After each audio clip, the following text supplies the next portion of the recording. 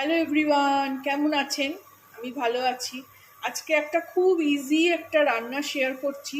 এই যে সয়াবিন এখানে ফুটিয়ে নিচ্ছি, এবার এটাকে ঢেলে নেবো। ঢেলে একদম ঠান্ডা করে এর থেকে জল সব নিগড়ে বার করে দেবো। আর এদিকে নিয়েছি খুব কম ইনগ্রিডিয়েন্টস, টমেটো, পেঁয়াজ, রসুন। আর এর সঙ্গে একটা কি দুটো শুকনো লঙ্কা দেবো আর একটু গোলমরিচ দেবো। এদিকে কড়া বসিয়ে নিয়েছি, ওদিকে সয়াবিনটা ঢেলে নিলাম, ঠান্ডা করতে দিয়েছি। একদম জল চিপে বের করে নেবো। এখানে একটা কিউব মাখন দিচ্ছি,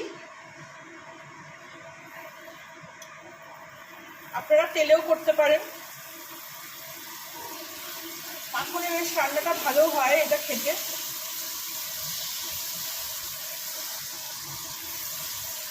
একটু মাখনটা একটু গরম হয়ে গেলে পুড়ে না যায়, তার মধ্যে এরকম দুটো পেঁয়াজ,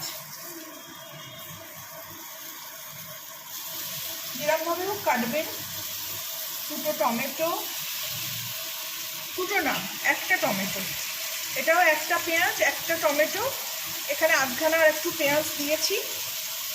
এখানে কিছু রসুন, রসুনের কোয়া, এগুলোকে একটু ভালো করে ভেজে নেবো। দেবো একটু গোলমরিচ,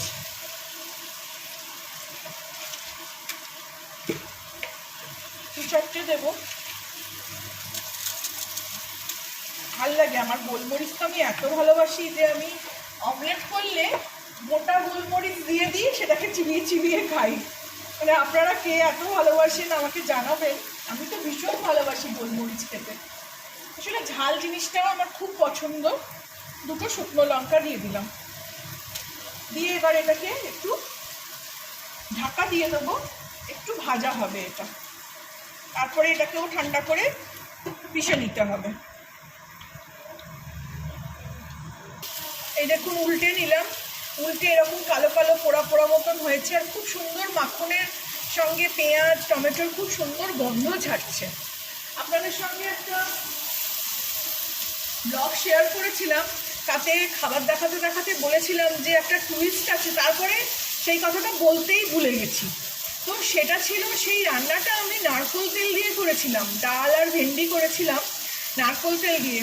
খুব ভালো খেতে হয়েছিল, কোনো তেলের গন্ধ ছাড়ছিল না। এইদিকে দেখুন সয়াবিনটাকেও আমি ভালো করে নিগড়ে জল ঝরিয়ে নিলাম, একটাও জল নেই। এই যে একদম জল নেই, শুকনো করে নিয়েছি। মিক্সিতে পিষে নেব, এই টমেটোর খোলা ছড়ানোর কোনো দরকার নেই। খুব ইজি রান্না, খুব সহজেই হয়ে যাচ্ছে।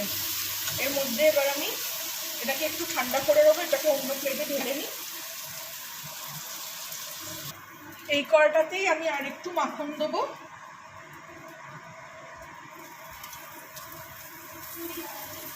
একটা এই ছোট ছোট কিউবের মাখন আমি দুটোতেই রান্না করব, এর থেকে বেশি লাগবে না।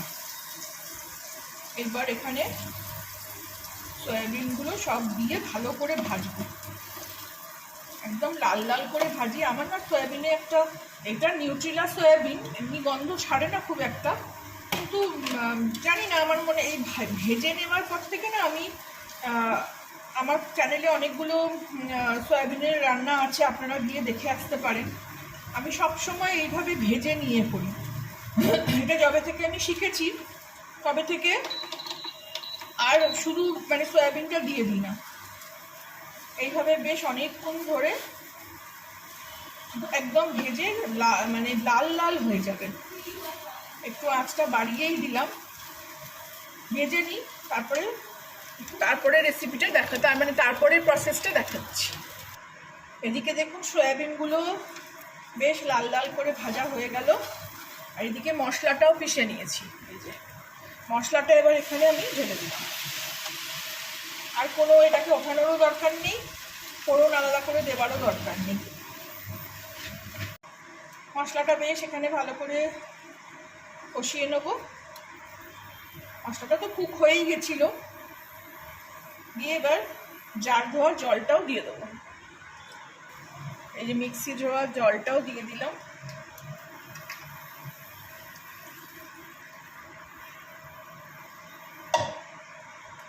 একটু আঁচটা বাড়িয়ে দিই। এর সঙ্গে করেছি আমি জিরা রাইস।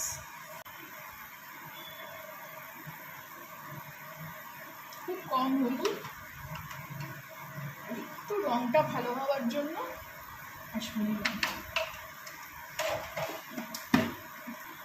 একটু দেবো, স্বাদ মতন চিনি, যেটা আমার সিগনেচার রান্নার, টেস্টটা ভালো হবে। আর দেবো নুন। আর এখন রান্না দেখানো অনেক কমে গেছে, কারণ অত তো রান্না আমার কাছে মজুদ নেই। আমি দেখি ঠিকই কথা, কিন্তু জানি না, আমার এখন রান্না করতে খুব একটা ভাল লাগে না। আমার একটু ব্লগিং করি, আমার খুব ভাল লাগে এখন। নুন দিয়ে দিলাম, দিয়ে এটাকে মিশিয়ে দেবো। এক একটা সয়াবিন দেখুন কত বড় বড় হয়েছে। এই সয়াবিনটা কত বড়। নিউট্রেলা সয়াবিনগুলো খুব ভালো খেতে হয়। এখানে দেবো একটু ফ্যাটানো টক দই। আপনারা ক্রিম দিতে পারেন, আমার কাছে ক্রিম নেই, তো আমি ওপর থেকে এতে টেস্টটা খুব ভালো হয়। আর দিব একটু কসৌরি মেথি। এতে গরম মশলা পড়বে না। আর কসৌরি মেথি সব জায়গায় আমার আবার ভালো লাগে না।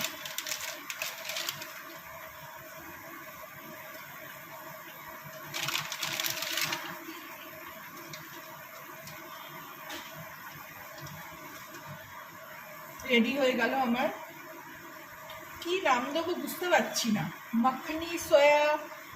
মাখনি সয়াবিন নাকি বাটার সয়াবিন, কিছু বুঝতে পারছি না। কিন্তু খুব সহজ রান্নাটা। একটু ঢাকা দিয়ে দিই, একটু হোক কম আছে, একটু সয়াবিনগুলোর মধ্যে ঢুকে যাক রসগুলো। রেডি হয়ে গেল আমার মাখনি সয়াবিন। দিয়ে দেবো এবারে, আর ওপর থেকে একটু